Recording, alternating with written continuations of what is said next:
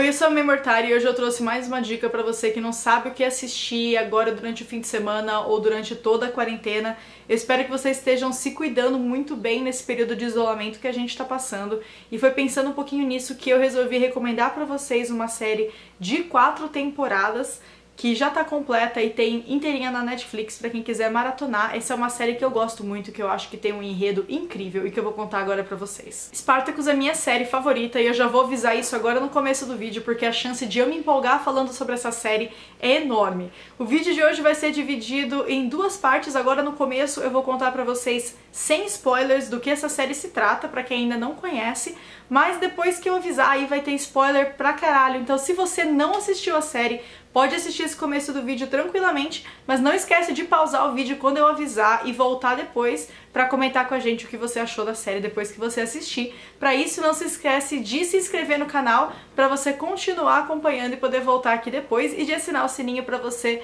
receber notificação sempre que tiver vídeo novo. E já dá seu like aqui porque eu estou muito empolgada pra falar sobre Spartacus com vocês. Spartacus é uma série de 4 temporadas produzida pelo canal Starz, que é o mesmo canal que depois produziu também Outlander e American Gods, entre outras séries. A primeira série dessa temporada foi ao ar pela primeira vez em 2010. E vocês podem até estar pensando agora, porra, May, por que você tá recomendando série velha pra gente? Mas eu não podia deixar de falar de Spartacus com vocês, porque eu mesma não dava nada pra essa série antes de assistir. Eu achava que era mais uma série de homens se matando sem nenhum motivo, que era uma série super genérica, mas eu paguei a língua feio depois que eu assisti Spartacus. Porque apesar de alguns detalhes que eu não gosto, eu achei que o desenvolvimento dessa série é algo que devia ser emoldurado, e eu acho que todo mundo tinha que assistir isso daqui, e eu não sei como colocar de outra forma. Mas eu vou comentar com vocês agora sobre o que é essa série e por que eu acho que você tem que assistir. A real é que Spartacus é uma série revoltante e inspiradora demais, principalmente pra quem consegue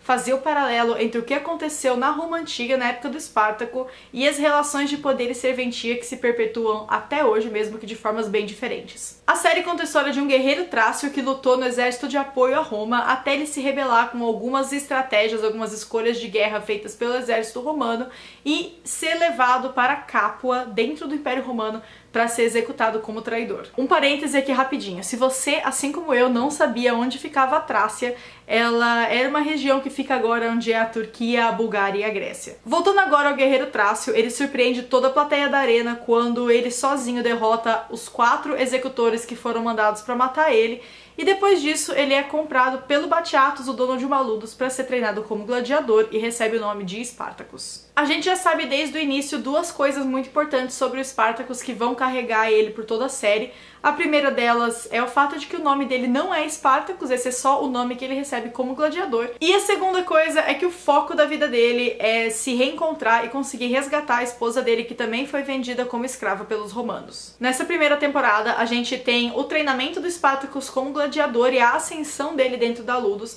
na tentativa de conseguir algum prestígio com o Batiatus, o dono dessa casa, desse centro de treinamento de gladiadores, que é uma pessoa totalmente detestável, mas que o Spartacus precisa conseguir se aproximar um pouco, porque ele depende da ajuda do Batiatus para conseguir descobrir o paradeiro da mulher dele e ter ela junto dele novamente. Ele também espera conseguir se vingar do comandante Glaber, que foi o comandante romano responsável por condenar ele e a mulher à escravidão, e ele precisa também conquistar o respeito dos demais gladiadores, principalmente do gaulês Crixus, que é o atual campeão da Capua e que tem uma visão totalmente diferente da do Spartacus em relação à vida de um gladiador e às possíveis glórias conquistadas dentro de uma arena. A trama dessa série é bem dramática desde o começo, e apesar de seguir a linha do tempo histórica, o criador Steven The Knight não poupou esforços em acrescentar elementos que trouxessem mais drama, mais personagens e mais embates para essa série,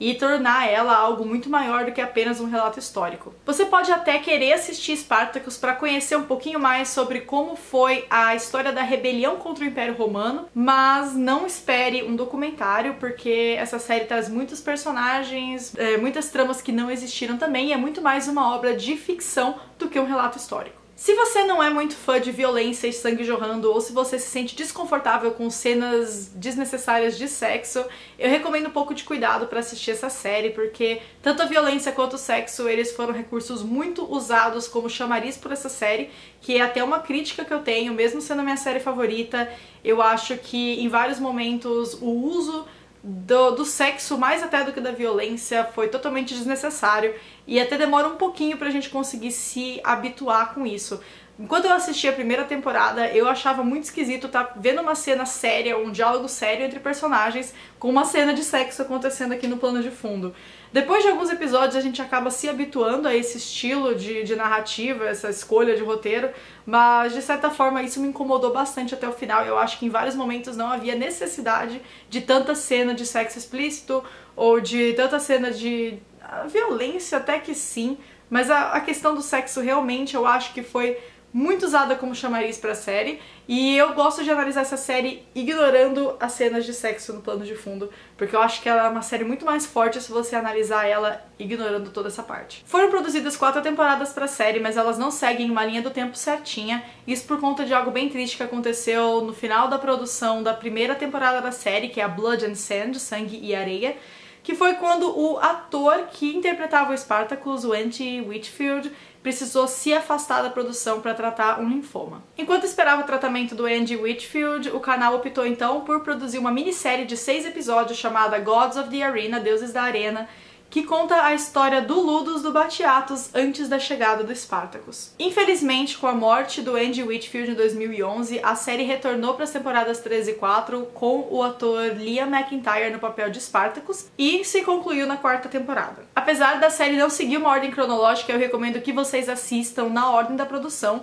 Isso porque na temporada 2, Gods of the Arena, são tratados alguns enredos que precisam da contextualização da primeira temporada. E eu não quero que vocês tenham spoilers desnecessários, então assistam na ordem de produção. E também não dá pra pular a Gods of the Arena, que é a temporada 2, a minissérie prequel, porque várias coisas que são mostradas na 2ª temporada tem um desenrolar, tem um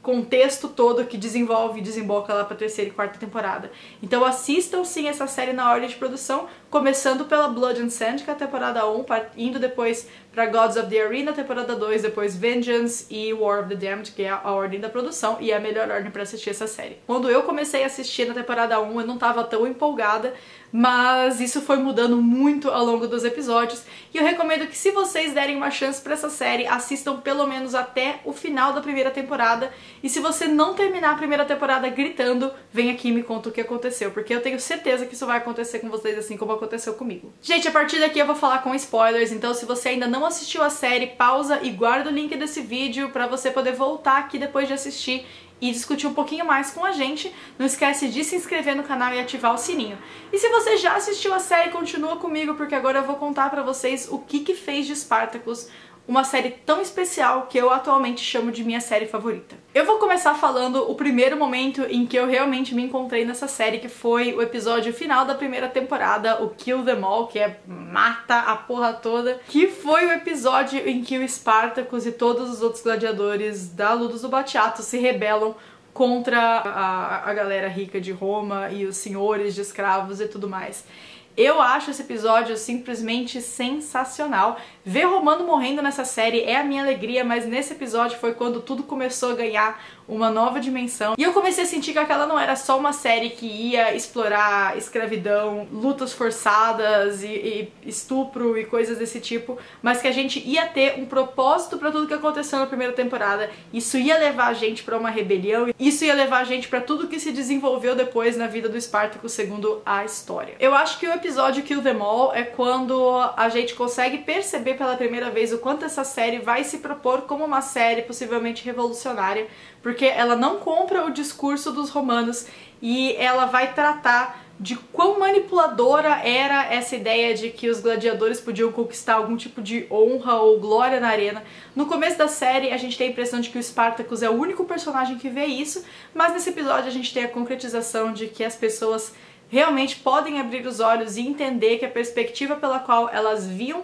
alguma coisa durante toda a vida pode ser perspectiva errada ou uma perspectiva colocada na gente pelas pessoas que têm algum interesse nisso e que não é claramente um aliado nosso. Eu simplesmente amo o desenvolvimento dos personagens durante essa série, até mesmo o Spartacus do Liam McIntyre conseguiu evoluir entre as temporadas 3 e 4, e ele parte de uma pessoa que simplesmente buscava vingança para um líder totalmente inteligente, justo e honesto com as pessoas que o seguem, e que se mantém super fiel à sua missão de se apresentar como um contraponto às figuras de poder romanas. Os 3 gladiadores principais que acompanham o Spartacus na série também têm um desenvolvimento muito bom. O Gannicus passa de um bêbado tonto que a gente conhece na segunda temporada para um dos gladiadores de maior prestígio dentro do exército de Spartacus, e que é uma das pessoas lá dentro que mais respeita a causa por conta da relação dele com o Eneas, que é um personagem absolutamente fantástico dentro dessa série, que infelizmente morre antes do que eu queria,